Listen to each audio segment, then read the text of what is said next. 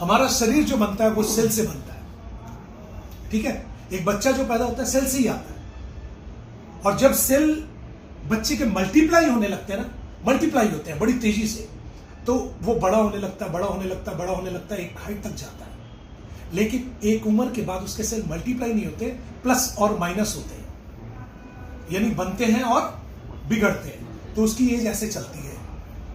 लेकिन एक उम्र आती है जब उसके सेल बनते कम है और बिगड़ते ज्यादा, वो बूढ़ा होने लगता है।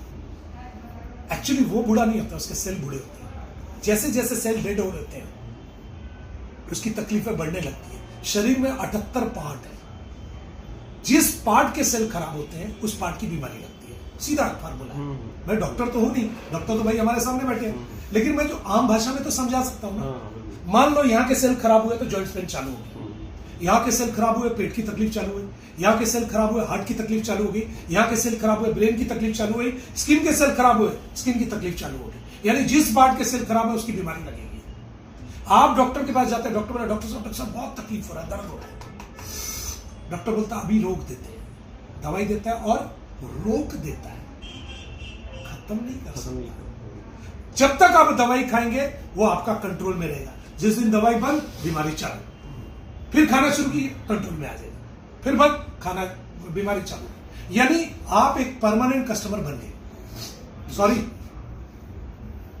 ठीक है ना।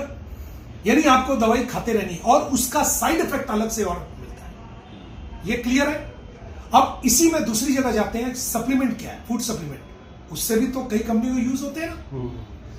हम भोजन से जो चीजें लेते हैं, जो हमें खाना खाने से मिलता है ना, जैसे vitamin, mineral, calcium, magnesium, zinc, omega, वो खाने से मिलता है। और वो किसको चाहिए, हमारे सेल को। आजकल खाना ही इतना सारा मिलावट वाला, जहरीला हो गया कि मिलता ही नहीं है या कम मिलता है, तो हमें डेफिशिएंसी होने लगती है। जो लोग 60-70 साल में बूढ़े होते हैं आजकल 40-50 साल में बूढ़े होने लगते हैं, क्योंकि मिलता ही नहीं है। तब हम क्या करते हैं, किसी अच्छी कंपनी का फूड सप्लीमेंट ले लेते हैं। फूड सप्लीमेंट यानी भोजन से नहीं मिला तो यहां से ले लेते हैं, और जब लेते हैं तो हमारे शरीर में जाता है, तो किसको चाहिए, वो सेल को चाहिए।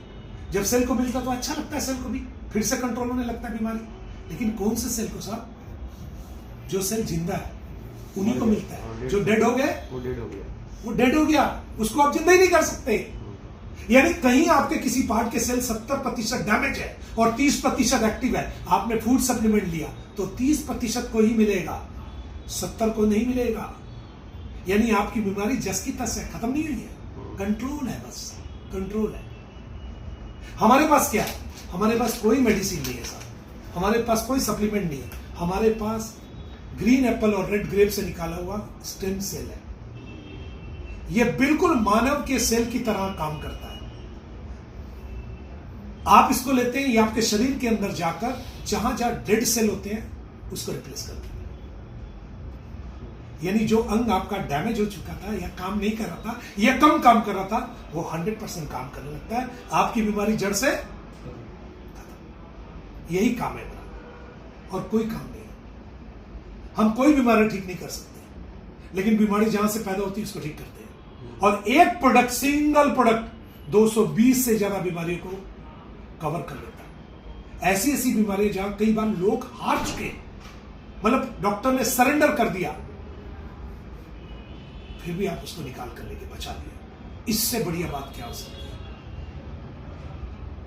एक सिंगल प्रोडक्ट है और कोई नहीं, कुछ है ही नहीं हमारे पास, सिंगल प्रोडक्ट है। सिंगापुर का ये मटेरियल है, सिंगापुर से आता है इंडिया में, और यहां पर असेंबल होता है। 9 इंग्रेडिएंट है इसके अंदर, और ये पेटेंट प्रोडक्ट है स्टेम सेल। इसको लेते कैसे हैं, रात को ब्रश कर सोना है, सवेरे उठकर बिना कुल्ला, बिना पानी, बिना ब्रश किए सबसे पहले इसको लेना है और अपनी यहां लेना है। इसको सबलिंगुअल बोलते हैं, जिभ के नीचे सबलिंगुअल। क्यों लेना है, क्योंकि यहाँ 600 से ज्यादा छिद्र है, पोर्स, जहां से थूक निकलती है, हमारी थूक आती है। यहीं पर इस पाउडर को डालना, टेस्टी स्ट्रॉबेरी का टेस्ट है। सुबह जो थूक निकलेगी बासी वाली, उसमें बहुत गुण है। वो थूक आपके पाउडर से मिलकर एक जूस के फॉर्म में बन जाएगी। 10 मिनट तक घड़ी देखकर आपको रखना है, 10 मिनट पक्का रखना है।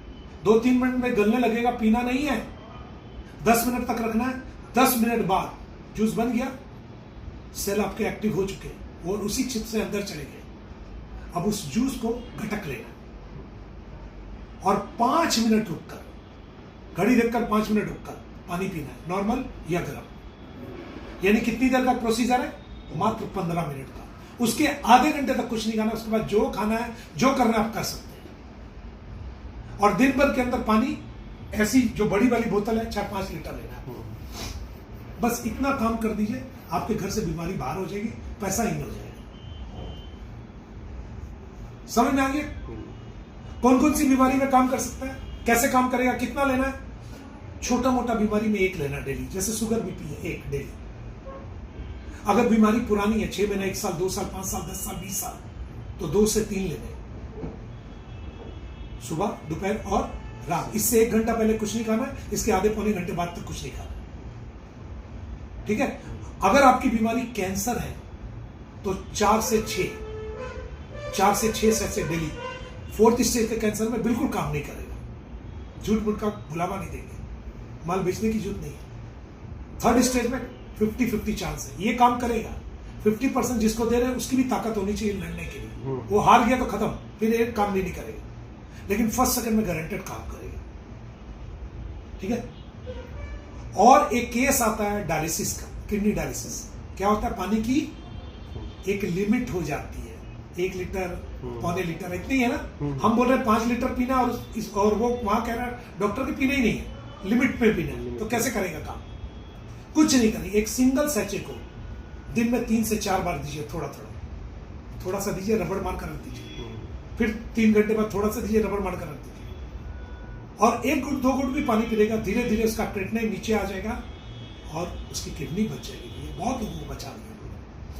जिस दिन डायलिसिस होता है उस दिन नहीं देना इसको, जिस दिन कीमो होता है उस दिन नहीं देना इसको। कौन कौन ले सकता है?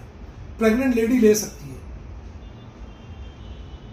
क्योंकि जो बच्चा आ रहा वो सेल से आ रहा।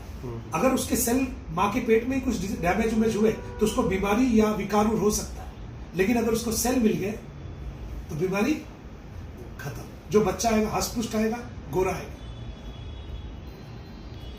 दूध पिलाती मां को दे सकते हो, 1 दिन के बच्चे को चुटकी सा दे सकते हो, और बूढ़े चच्चे को भी दे सकते हो। तो किसको किसको दे सकते हो? सबको दे सकते हो। इसका साइड इफेक्ट कुछ भी नहीं है। आप 10 पाउच एक बार में खा लो, कुछ नहीं होने वाला आपको, क्योंकि सेब और अंगूर से निकाला है। मतलब आप 10 सेब खा रहे हैं, 10 सेब खाने से क्या होगा? ज्यादा से ज्यादा लूज मोशन होगा आपको, और कुछ नहीं होगा। फाइबर है, लूज मोशन में निकल जाए, ये भी वही करेगा। लेकिन अगर 10 सैचे को 3-3, 4-4 घंटे के गैप में खाना शुरू किया तो बहुत कुछ हो सकता है।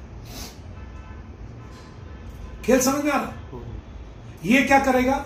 आपकी उम्र को पीछे ले जाना शुरू करेगा। आपको लगेगा जैसे मेरी उम्र 10 साल पीछे चली गई। मुझे ये 3 साल पहले मिले थे, 3 साल में क्या फर्क है? बोला उम्र पीछे चली गई। मेरा जॉइंट पेन खत्म, मेरा एक्जिमा खत्म, मेरा स्पॉन्डिलाइटिस खत्म। और क्या इसके साथ डॉक्टर की दवाई बंद होगी? बिल्कुल नहीं। दवाई डॉक्टर ने दी है बीमारी के लिए। जब बीमारी कंट्रोल होने लगी तो डॉक्टर बंद करेगा, हम क्यों बंद करेंगे? हमारा तो एक साइड से अलग सपोर्ट सिस्टम है। ये क्लियर है? धूप में इसको नहीं रख सकते आप, नहीं तो पत्थर हो जाएगा। गर्मी में नहीं रख सकते आप, नॉर्मल टेम्परेचर में रख सकते हैं। फ्रिज में रखने की भी जरूरत नहीं है। बस इतना ध्यान रखिएगा, काम हो जाएगा। ठीक है? ओके, चलो ओके।